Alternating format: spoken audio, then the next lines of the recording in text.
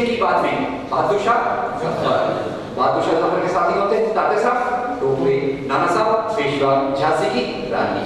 हिंदू मुसलमान मिलके अंग्रेजों के खिलाफ लड़े, अंग्रेजों की सत्ता डगमगा गई। उन्होंने कहा अगर आपको यहाँ राज्य करना है तो कौन सी नीति लगाना पड़ेगा, फूट डालो और राज करो। इसलिए उन्होंने इतिहास को राजा के धर्म के चश्मे से प्रस्तुत किया। और ये बात जो मैं आपको बता रहा हूँ, इसी में एक और उदाहरण बता दूं, हमारे महाराष्ट्र का टीपू सुल्तान पे आजकल बड़ी कंट्रोवर्सी होती है। एक बार मराठा फौजें टीपू सुल्तान पर आक्रमण करने मैसूर गई। अब मराठा फौजों में टीपू सुल्तान में लड़ाई हुई। ये लड़ाई बिना हार जीत के फैसले के समाप्त हुई। मराठा सेना वापस आ रही है।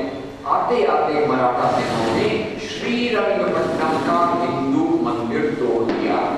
पूरे सबूत के साथ मैं ये बात कह रहा हूँ, मैंने अपनी किताबों में इन बातों को रखने की कोशिश की है, जो आपको यहाँ भी आप उसको देखेंगे। अब मराठा सेनाएं श्रीरंगपट्टनम का हिंदू मंदिर तोड़ती है। टीपू सुल्तान उसकी मरम्मत करा रहा है। क्यों करा रहा है? मराठा सेना इसको तोड़ती क्यों है? क्या वो हिंदू धर्म के खिलाफ है? गलत। मराठा सेना इसलिए तोड़ती है, वो अपना गुस्सा जाहिर कर रही है टीपू सुल्तान पे। टीपू सुल्तान को एक मैसेज दे रही है कि हम तुझे तो हरा नहीं पाए, पर तेरी राज्य की संपत्ति को तोड़ के जा रहे हैं। टीपू सुल्तान मंदिर की मरम्मत क्यों कराता है? टीपू सुल्तान को लगता है मेरी रियाया में, मेरी प्रजा में हिंदू भी है, मुसलमान भी है। अगर मैं हिंदुओं की भावनाओं का आदर नहीं करूंगा तो मेरा रिस्पेक्ट, मेरा आदर नहीं करेंगे। तो ये मंदिर मस्जिद तोड़ने की बात, और यहाँ अंतिम मुद्दा है जो मंदिर मस्जिद तोड़ने की बात का पहलू वो होता है मंदिरों में रखी हुई संपत्ति से जुड़ा हुआ, मस्जिदों के नीचे छुपाई हुई संपत्ति से जुड़ा हुआ। डिटेल में जाके हिस्सा बताऊंगा। औरंगजेब ने एक बार गोलकुंडा में मस्जिद को तोड़वाया। क्यों भैया? उसको इस्लाम से दुश्मनी है? गलत। प्रॉब्लम यह था कि गोलकुंडा के नवाब तानाशाह ने उसको 3 साल तक लगान नहीं दिया, तो इसने जवाब तलब किया। तानाशाह ने बोला मेरे पास पैसा नहीं है। औरंगजेब ने जासूस भेजे, पता लगाया कि उसकी संपत्ति मस्जिद के नीचे छुपा के रखी हुई है। औरंगजेब ने मस्जिद को तोड़वाया, संपत्ति लेकर आया। Everything is there historically recorded. ये सवाल ये है कि हम किस चीज को देखते हैं। तो इतिहास में मंदिर, मस्जिद, चर्च राजाओं द्वारा, हिंदू, मुसलमान, क्रिश्चियन राजाओं द्वारा तोड़े गए 2 कारणों से, 2 रीजंस। नंबर 1 संपत्ति, प्रॉपर्टी। नंबर 2 सत्ता। 2 राजा लड़ते हैं। अब यहाँ पर पूछ लो, हिंदू राजा आपस में लड़ते थे? यस। मुसलमान राजा आपस में लड़ते थे? यस। तो जब 2 राजा आपस में लड़ते थे, जीतने वाला राजा हारने वाले राजा के धर्मस्थल को, होली प्लेस को तोड़कर खुद का धर्मस्थल वहां बनवाता था। क्यों बनवाता था? 2 कारण। नंबर 1, वो जनता को संदेश, प्रजा को संदेश देना चाहता था, अब से यहाँ का राजा मैं हूं। नंबर 2, वो हारे हुए राजा का अपमान करना चाहता था। ये मैं बात कर रहा था मंदिर मस्जिद की। बहुत सारे किस्से और आपको बताऊंगा। मंदिरों में संपत्ति के बहुत भंडार थे, आज भी हैं, आज भी हैं। उसकी एक बहुत बड़ी लिस्ट आप कभी बना सकते हैं। एक सीरियल की बात होगी। अब दूसरा सीरियल आपने देखा होगा, भारत का वीर पुत्र महाराणा प्रताप। अब उस सीरियल में मुझे बड़ी शिकायत है। ऐसा बताते हैं कि महाराणा प्रताप हिंदू धर्म के लिए, हिंदुओं के लिए मुसलमानों के खिलाफ लड़ाई कर रहे थे। मैं बड़ा कंफ्यूज हो जाता हूँ। सवाल मैं ये पूछता हूँ अपने आप को, राजा लोग धर्म के लिए राज्य करते थे या सत्ता संपत्ति के लिए राज्य करते थे? सत्ता संपत्ति के लिए राज्य करते थे। और हमारे दिमाग में ये आया है, और यही बात राणा प्रताप और अकबर की लड़ाई में मुझे दिखती है। ये लड़ाई हल्दी घाटी के मैदान में हुई। एक तरफ अकबर की फौज, एक तरफ राणा प्रताप की फौज। मजेदार बात ये हुई, अकबर की फौज में अकबर खुद नहीं आए, तो अकबर के बदले कौन आया? अकबर के बदले जो आए उनका नाम था राजा मान सिंह। और राजा मान सिंह के जो असिस्टेंट थे, सहायक थे, सेकंड इन कमांड थे, उनका नाम था शहजादा सलीम। शहजादा सलीम कितना वो इतिहास में पॉपुलर है। तो एक तरफ ये हो गए, और राणा प्रताप का जो साथ दे रहे थे उनका नाम था हकीम खान सूर। आज भी उनकी दरगाह हल्दी घाटी के मैदान में बनी हुई है। दोनों तरफ हिंदू, दोनों तरफ मुसलमान। तो ये हिंदू मुसलमान की लड़ाई है या दो राजाओं की लड़ाई है? दो राजाओं की लड़ाई है। ये लड़ाई धर्म के लिए है कि सत्ता के लिए? ये लड़ाई सत्ता के लिए। तो उसके और डिस्ट्रॉय करके हमको बताया जाता है। अब ये भी बात बता दूं आपको, जैसे अकबर की बात मैंने की रिप्रेजेंटेटिव के रूप में। अकबर की फौज में राजा मान सिंह उसका प्रधान सेनापति, और उसके बाद जिसको सबसे खराब, खतरनाक, खूंखार, हिंदू विरोधी राजा माना जाता है औरंगजेब। औरंगजेब के दरबार में प्रोफेसर अजहर अली अपनी किताब कॉम्पोजिशन ऑफ मुगल डायनेस्टी में हमको बताते हैं कि औरंगजेब के दरबार में हिंदू अधिकारियों की संख्या बढ़कर 34% हो गई। और ये बात हम महाराष्ट्र में रहने वाले लोग बड़े अच्छे से जानते हैं, क्योंकि हमारे शिवाजी महाराज, महाराष्ट्र के जो बहुत लोकप्रिय राजा है, शिवाजी महाराज से बातचीत करने औरंगजेब की तरफ से जो आते थे उनका नाम था राजा जय सिंह। शिवाजी के बहुत बड़े ऑफिसर थे, उनके गोपनीय सचिव, कॉन्फिडेंशियल सेक्रेटरी, उनका नाम था मौलाना हैदर अली। तो ये जो इतिहास की बात है, इससे जुड़ी हुई एक और बात बता देता हूँ। लोग बहुत गलत अंदाज में बयान करते हैं, कहते हैं कि मुसलमान राजा आए, एक हाथ में तलवार, एक हाथ में कुरान। अब ये बात मेरे को समझ में नहीं आती। अगर राजा के दोनों हाथ बिजी हैं तो घोड़ा कौन चलाएगा? ये रहता है। पर ये बात आपको बताना चाहता हूँ, राजा का काम मजहब फैलाना नहीं था। राजा अपने राज्य का विस्तार करता था थ्रू द मीन्स ऑफ लड़ाई, थ्रू द लड़ाई के माध्यम से अपने राज्य का विस्तार करता था। अब इसमें भी हर एक रूल में एक अपवाद, एक्सेप्शन होता है। ये जो मैं बात कह रहा हूँ कि दुनिया में राजाओं ने अपने धर्म को नहीं फैलाया, उसका एक अपवाद है, और वो अपवाद भारत से है, ओडिशा से है, और उस अपवाद का नाम है सम्राट अशोक। सम्राट अशोक दुनिया के एकमात्र राजा हैं जिन्होंने अपने धर्म का प्रचार प्रसार किया। तो भारत में धर्म कैसे फैला? भारत में जो धर्म फैला वो फैला यहाँ के सूफी संतों के प्रभाव से। आज बताया जाता है कि सब प्रॉब्लम हमारे जो है, सब समस्याएं बाहर की हैं, समाज में समस्याएं अंदर होती हैं। जब तक हम अंदर की समस्या नहीं देखेंगे, समाज का परिवर्तन नहीं हो सकता। और यही परिवर्तन हमको बताने के लिए स्वामी विवेकानंद अपनी संकलित रचनाएं खंड 8 पृष्ठ 330 में ये बताते हैं, ये कहना बिल्कुल गलत है कि इस्लाम यहाँ तलवार की नोक पर फैला। यहाँ के बहुत सारे शूद्रों ने, अछूतों ने वर्ण व्यवस्था के अत्याचार से बचने के लिए इस्लाम धर्म को कबूल किया। अब पंडित जवाहरलाल नेहरू अपनी किताब डिस्कवरी ऑफ इंडिया में बताते हैं कि भारत के 80% मुसलमान यहाँ के शूद्रों में से आए हैं, गरीबों में से आए हैं, अछूतों में से आए हैं। ये उनकी बात। उन्होंने इस्लाम धर्म कबूल क्यों किया होगा? अब इस्लाम समता की बात करता है, यहाँ एक असमता की बात है। अब ये पहले आपको पता होगा टेम्पल एंट्री आजकल भी बहुत घटनाएं आती हैं कि ये लोगों को मंदिर जाने से मना किया जाता है। पहले तो पूरा रिस्ट्रिक्शन था कि आप अगर अछूत हैं, दलित हैं, तो आप मंदिर में नहीं आ सकते। ये लोग जाते थे ज्यादातर सूफी संत की दरगाहों पे, जहां सभी का स्वागत था। और यहाँ तो प्यारे किस्से आपको बता देता हूँ, ये जो मेलजोल इतना बता दूं आपको, राजा एक तरफ है, समाज में क्या होता था? समाज में एक तरफ धर्मगुरु होते थे, दूसरी तरफ होते थे संत। अब ये संतों को मानने वाले धर्म की सीमाओं को नहीं देखते थे। ये संत में कबीर भी आएंगे, तुकाराम भी आएंगे, नामदेव भी आएंगे, सभी लोग आएंगे, निजामुद्दीन औलिया भी आएंगे, ख्वाजा गरीब नवाज भी आएंगे।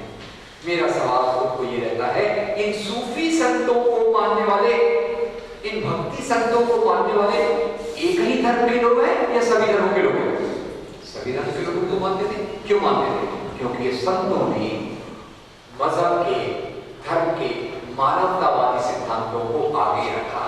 और इन मानवतावादी सिद्धांतों के बारे में संत कबीर एक बहुत प्यारा सा दोहा लिखते हैं, धर्म क्या है?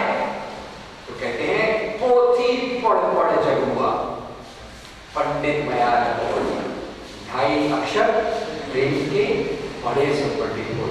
लोगों में मेलजोल हुआ, और ये मेलजोल आपको केरल में नवायक मुसलमानों में मिलेगा, मेवात के मेवाती मुसलमानों में मिलेगा, और जगह जगह कई मुसलमान कई हिंदू एक दूसरे के त्योहारों में शरीक होते हैं, एक दूसरे के साथ सेलिब्रेट करते हैं। और जो कई बार लोग कहते हैं प्राचीन भारत में, मध्ययुगीन भारत में टॉलरेंस था, आजकल भी टॉलरेंस का डिबेट आ रहा है, उस पर जाना टॉलरेंस था। मैं कहता हूँ ये कहना गलत है, मैं कहता हूँ टॉलरेंस नहीं था, सेलिब्रेशन ऑफ द अदर। आज जिस दूसरे को हम नफरत की निगाह से देखते हैं, उस दूसरे के बारे में एक आदर था और एक उत्सव था। आप अलग हैं, मैं अलग हूँ, मैं आपके कल्चर का आनंद लेता हूँ, आप मेरे कल्चर का आनंद लेते हैं, और उसी के माध्यम से समाज में हमारा विकास होता है। याद रखिए, मानव समाज में जो भी विकास होता है वो आपसी मेल जोल से होता है। यहाँ कुछ साथियों को बता दूं, एक आजकल भी दुनिया के लेवल पे क्रैश ऑफ सिविलाइजेशंस की थ्योरी चल रही है, सैमो हंटिंगटन, जो कहती है कि दुनिया में सिविलाइजेशन में क्लैश है। अब इसके जवाब में हमारे उस समय में जो प्रेसिडेंट थे डॉक्टर के.आर. नारायणन, उन्होंने कहा सिविलाइजेशन डोंट क्लैश, सभ्यताओं में संघर्ष नहीं होता, सभ्यताओं में मेल जोल होता है, और यही मानव समाज के विकास का रास्ता है। इसी बात को आगे यूनाइटेड नेशंस ने, जब कोफी अन्नान जी वहां के सेक्रेटरी जनरल थे, उन्होंने डॉक्यूमेंट बनवाया। डॉक्यूमेंट क्या था? डॉक्यूमेंट था अलायंस ऑफ सिविलाइजेशंस। और वो डॉक्यूमेंट क्या आर्ग्यू करता है? पूरे दुनिया के इतिहास को देखकर वो कहता है मानव समाज में, मैं इंडिया की बात नहीं कर रहा, मानव समाज में जो भी विकास हुआ वो लोगों के मेल जोल से हुआ। और वही चीज आप भारत के खाने पीने की परंपरा देखिए, खाने पीने की परंपरा देखिए, ईरान से आई हुई बिरयानी आज हमारे मुंह में पानी हमेशा लाती रहती है। भारत से गए हुए आम, केले, मसाले दुनिया के भागों में मशहूर हैं। आपको ये भी बता दूं कि भारत में पहली बार जो सिलाई, आर्ट ऑफ स्टिचिंग जो आया, वो 7वीं 8वीं शताब्दी में अरब व्यापारियों के माध्यम से मलाबार के तट पर आया। और इसी मलाबार की एक और प्यारी बात, भारत की पहली मस्जिद, आजकल तो मस्जिदें तोड़ने की लिस्ट बना रहे हैं, एक मस्जिद तोड़ी है, इतनी बाकी है। और याद रखिए दोस्तों, हमारा जब एक दूसरे को सेलिब्रेट करने का, एक दूसरे को मनाने का समय था, उस समय यहाँ जो भारत की पहली मस्जिद वो एक हिंदू राजा ने बनवाई केरल में, चेरापुंजी मस्जिद।